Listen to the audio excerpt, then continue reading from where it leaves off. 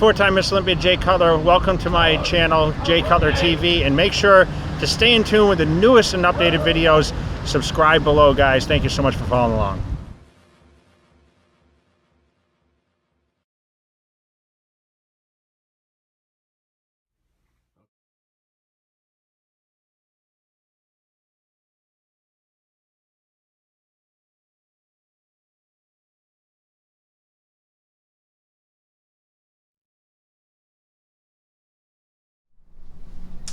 Okay, Doc.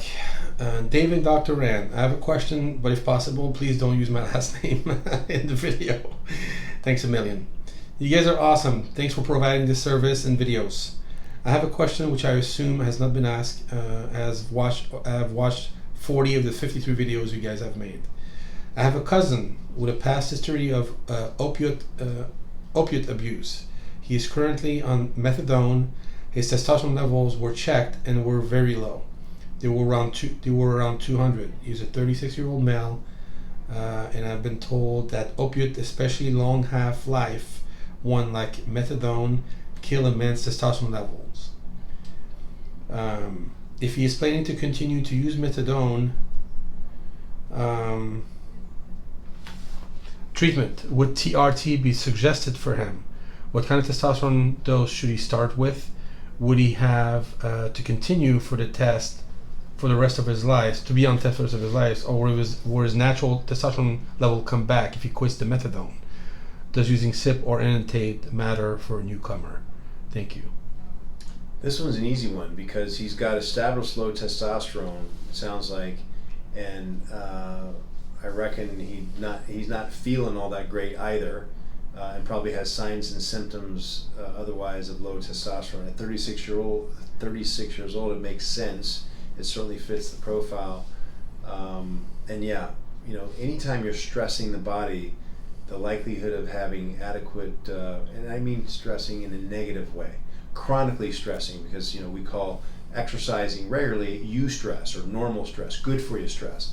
But if someone's been addicted to opiates, then there's a lot of things that probably aren't operating well because they've been under the stress of excess opiates for too long. So yeah, assuming this gentleman is a candidate for testosterone replacement therapy, would it be good for him? Yeah, I mean, it corrects the signs and symptoms, energy deficiency, libido deficiency, the joie de vivre deficiency, body composition changes, all the things that we know are affected by low testosterone. So that would be helpful. One of the biggest problems with opiate addiction or use is erectile dysfunction. Libido decreases. Okay, so presumably that would clearly help in that area. I'm just stating the obvious. What kind of testosterone would he use? Up to him. I mean, we have different ways of replacing testosterone. You can use a cream/gel, which when used in proper dose can be efficacious. I'm not talking about some of the brand names that might be out there that are really typically underdosing and kind of sticking your toe in the water. It can end up actually acting much like a birth control pill in that it suppresses your endogenous production enough to make it even lower than when you started, but gives you a little taste for 3 or 4 hours of what it might be like to have any better levels of testosterone than when you started. But we can dose it properly so that you can get higher levels of testosterone. But clinically, I found that without a doubt, without exception, really, and it's hard. I was an accountant before I was a doctor, so presumably I'm honest and conservative, right? I can easily say that I've never had anyone say, "Oh yeah, cream is more efficacious than injectable." And I think the reason is obvious in that, with a cream or a gel, whatever you want to call it, you're going up and down every day, hence the need to apply it daily. Sometimes for some people twice a day if they're fast metabolizers, as opposed to a weekly injection where your titer goes up and then it tails, but before it drops below therapeutic level, you're doing another injection, and so you're 24/7, if you will, therapeutic. So I don't recommend that method really ever. There's other things that come with that too. If you have kids, you don't want to expose the kids to even the residue. And I know they make claims, oh, it's all gone. It's absorbed fully in 30 minutes, dries in 5. But the residue's there, and it could be a cumulative effect of like I'll tell women who tend to use the creams more than injectables. Hey, if you're going to use some sort of testosterone or any sort of hormone at night, well then the bed's off limits, because there might be to the kids coming in, hi mommy, in the morning a lot, because there may be a residue there, and it's just not worth the risk to throw off their hormones at such a young age. But anyway, that's the other options are the one for men. We don't just to finish this off, we don't use orals that often because it's an awful big load on the liver. It's something to ask the liver to do a little too much of, whereas with women it's obviously typically smaller dose. It doesn't affect the liver as harshly, although I argue that despite what you might read in the literature, we're really not affecting the liver that much in a major way. A lot of what you read about liver stress or damage is because of the use early on of methylated testosterone, which made it so that you could dose it less frequently because it made it harder for the liver to metabolize and get rid of. So you got the use of the methylated testosterone for that much longer. But the argument was it really taxed the liver. And I don't remember if it was one case or maybe a few cases of liver cancer after someone using methylated test for 24 years or something like that. And they attributed that liver cancer to the methylated testosterone. I don't know how you claim that after 24 years of use that it's that versus, okay, well, he's 60 years old and he smoked and drank hard all his life.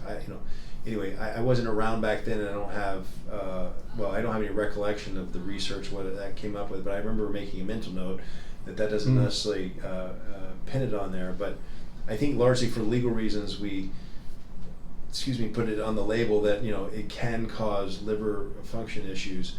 I haven't seen it in all my time of doing this where liver enzymes, AST, ALT, and GGT were elevated because of any oral testosterone use, male or female. Now, if someone is drinking a handle of rum every night and taking, we've talked about this before, some ridiculous dose of Anavar, 100 milligrams a day, then yeah, I'll see some liver enzyme elevation that I would attribute to the use of Anavar along with the handle of rum they're drinking every night. But again, to the point, women can get away with using an oral, but guys, it's really not the best idea. So your options are limited to injectable safely, I would argue.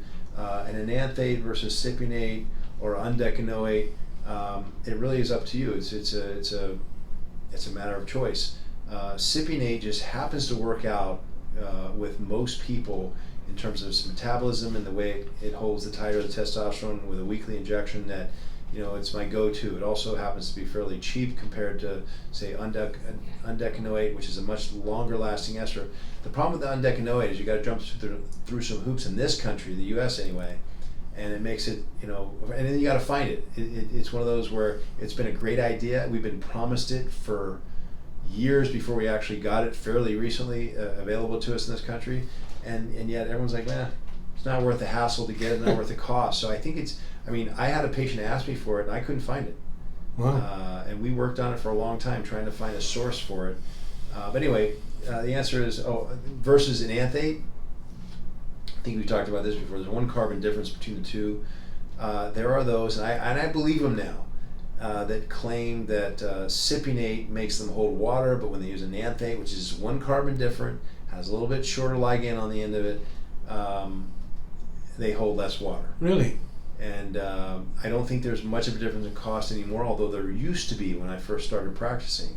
And I say, why do you want to spend more, and all that kind of stuff. But now I think it's fairly comparable. And you can have both here in the States? Testosterone, enanthate, cypionate, propionate, they're all legal here in the United States because they're just forms of, think of it as controlled release forms of testosterone. So that would be, I always go with cypionate for a so-called newcomer, as he says here.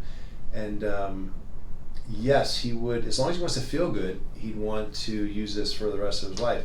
There are always considerations when you do start testosterone replacement therapy. He's 36. Does he want to have children one day? Because when you start with exogenous replacement, you're going to stop your own production, which sounds like, I always joke, don't shoot the messenger, but what production? You've got a total testosterone of 200. They ain't doing much to begin with. Yeah. But they may be doing enough to keep you fertile, And so there's considerations. Do you want to bank sperm now while you still have some easily produced? It doesn't mean that you're not going to produce them later, but you might not produce them later, especially with the tax he's placed on his body to date with the use of the opiates. Again, I've seen some pretty cool things happen with HCG use to either keep the testicles functioning or restore them. Particularly since I met with Dr. Lipschultz, who's I think I mentioned more than once. He's the king of fertility over there at Baylor University. In dosages that go far beyond what we were told through the grapevine. We were supposed to limit ourselves to no more than 500 IU a day. But as I think I've stated before too, I've never seen anybody not regain fertility for physiological reasons, only psychological reasons, because no one wants to go back to feeling crappy, meaning having to stop testosterone replacement therapy once they've started it, just to get fertile. There's a lot of rationalization that occurs there. I don't want to feel bad. Yeah. And anyway, that said, it can be done, and but think it through so that you do it as easily as possible, so you don't regret. Oh, geez, I wish I had banked them, or I wish I had tried to keep the testicles functioning throughout by using HCG concurrently with testosterone. Right. So you don't come to the end of the line and wish you'd done it differently. But would he have to continue for the test for the rest of his life? Will his natural testosterone levels come back if he quits? Methadone? Likely not. Remember that certainly with testosterone, let's say you used it from 36 to 41 for 5 years. You could stop, and within some months, your testosterone should return to the level it would have been had you done nothing for those 5 years, meaning no testosterone replacement therapy. But I think he's also asking me if this person were to stop using methadone, would his testosterone levels bounce back? I can't answer that. Definitely not good for your testosterone, but more than likely, as a 36-year-old male, knowing that the definition of paraandropause is, it begins at age 35, it's already heading the wrong direction. Yeah, by the time you're 5 years older, it's not going to be any better than at 35. Well, at 36, again, he's asking me if his brother or somebody he knows stops using the methadone, his cousin, will his testosterone levels bounce back? Likely not. Not necessarily because of the methadone. I think the methadone contributes, but I think it's because he's 36 and he's been through a lot of stress. I mean, I can't answer that for sure, but in my experience, the odds are against, is all I'm saying. Yeah. But there's one way to find out. You can stop the methadone and see if it bounces back. Yeah. Very cool. Thank you, Doc.